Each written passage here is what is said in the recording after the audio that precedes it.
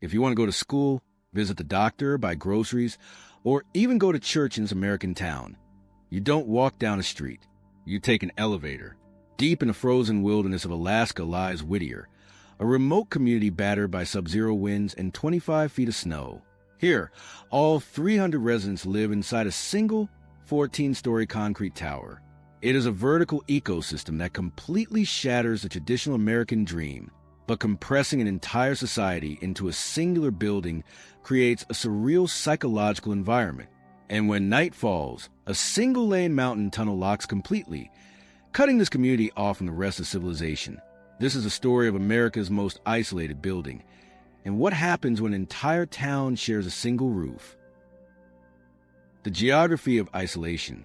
To understand why an entire population would retreat into the confines of a single building, one must look to the extreme, authoritarian geography of Alaska's Prince William Sound.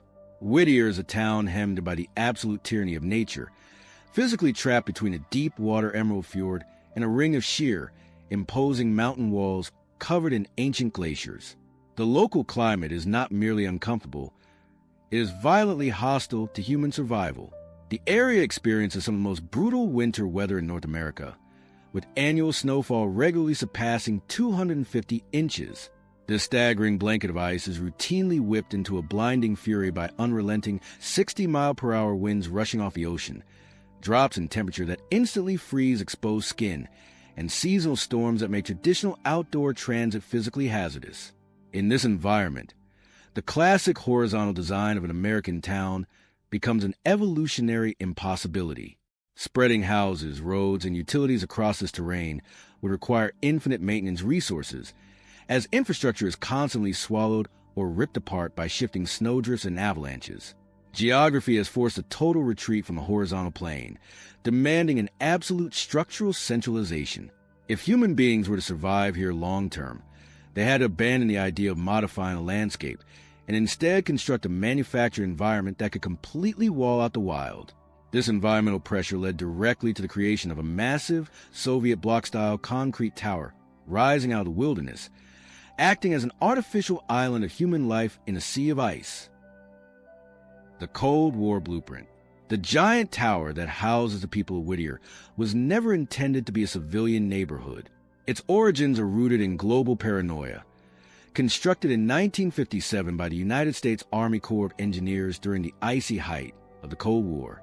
Originally christened the Hodge Building, the 14-story structure was engineered alongside a nearby sister complex, the now abandoned Buckner Building, to serve as a self-contained, bomb-proof military garrison. Because Whittier features a rare, non-freezing deep-water port surrounded by defensible mountains, the Pentagon recognized it as a highly strategic tactical base position close to the borders of the Soviet Union. The military did not build a home. They engineered a fortress capable of surviving a prolonged nuclear siege or a catastrophic climate event. The walls were poured with thick, reinforced concrete, designed to withstand the shock waves of artillery and the crushing weight of Alaskan avalanches. It was an industrialized, self-contained machine for housing soldiers, equipped with massive internal heating plants and storage vaults. However, the military's strategic interest in the area was short-lived, and the Army abruptly pulled out of the base in 1960. This left a colossal, high-tech tactical base vacant, in the middle of nowhere. Rather than tearing down the indestructible concrete monument, penniless civilians, railroad workers, and fishermen slowly moved into the fortified shell, turning a blueprint for global warfare into a strange experiment in communal civilian living. The architecture of a collective. Today, the structure has been renamed the Begich Towers, and its 14 stories contain 150 separate apartment units. It functions not as an apartment building, but as a hyper-integrated municipal infrastructure network under a single roof. The internal layout is designed to completely minimize the necessity of leaving the building during the winter months. The ground floors host the nerve centers of the community. The local police department operates out of a small office. A federal post office processes mail. A health clinic provides essential medical care. A modest grocery store supplies food, and a laundromat serves the residents. Deep within the windowless basement, a local church offers a subterranean place of worship. The daily routine of a citizen in this collective bypasses the traditional constraints of modern transit. In Whittier, elevators serve as the primary highway system, and the long, fluorescent-lit linoleum hallways function as neighborhood streets where residents stop to chat, children play, and governance occurs. The radical efficiency of this collective design is best illustrated by the educational system. A literal underground tunnel connects the basement of the Begich Towers to the local school building situated next door during an active Arctic blizzard. When visibility drops to zero and winds threaten to knock a grown adult off their feet, children can walk in their beds directly to their classrooms in their shirt sleeves, entirely untouched by the deadly elements outside. The 2.5-mile Chokepoint. While the interior of the Begich Towers offers a highly controlled environment, the town's connection to the rest of the planet hangs by a terrifyingly thin thread. The Anton Anderson Memorial Tunnel represents the only land route connecting Whittier to the mainland of Alaska, stretching 2.5 miles through the solid rock of a massive mountain. This tunnel is the longest highway-rail combined tunnel in North America, a claustrophobic engineering marvel that functions as a literal umbilical cord. The tunnel features only a single lane, which must be shared alternately by massive freight trains and civilian automobiles, with traffic directions swapping every half hour through a strict scheduling system. This logistical bottleneck introduces a profound undercurrent of anxiety to daily life in the town. The tunnel does not operate continuously. It closes completely to all traffic at 10:30 every night, with giant steel doors locking out the rest of the world until morning. This hard curfew transforms the geographical isolation into a daily psychological countdown. If a resident is delayed on the mainland by a few minutes, they are locked out in the wilderness overnight. Conversely, if a catastrophic medical emergency occurs inside the tower after 10:30, the town is utterly detached from emergency medical services, forcing residents to rely entirely on the small clinic downstairs while waiting for the mountain gates to open. The psychological cost of closeness, living in an environment where 300 people share a single roof, eventually fundamentally alters human psychology and social dynamics. Sociological studies on extreme physical proximity paint a complex picture of this lifestyle, highlighting a severe trade-off between the total loss of personal anonymity and the creation of an unbreakable social safety net. In Whittier, the concept of privacy must be entirely redefined.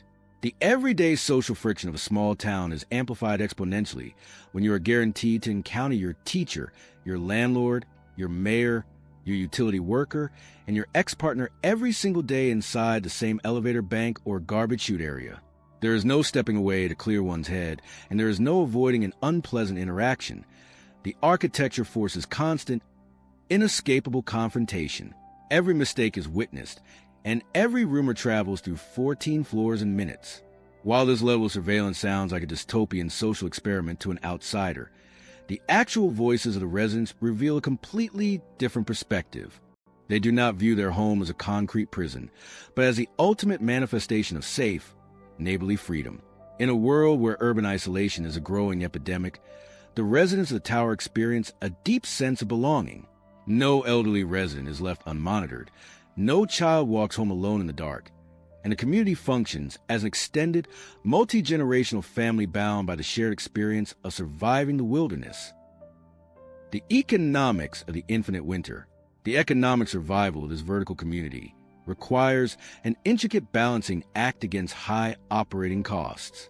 Because every single piece of food, fuel, and consumer good must be shipped through the premium toll of the mountain tunnel or via the deep water port, the cost of basic living inside Whittier is heavily inflated. The microeconomy of the town is remarkably fragile, sustained by a handful of government municipal jobs inside the building, the operations of the port, and a chaotic, highly condensed summer tourism window. The structural maintenance of the Begich Towers itself is a massive financial burden, requiring millions of dollars annually in specialized heating systems and continuous structural repairs to protect the aging concrete against the corrosive effects of Alaskan salt air, intense humidity, and deep frost.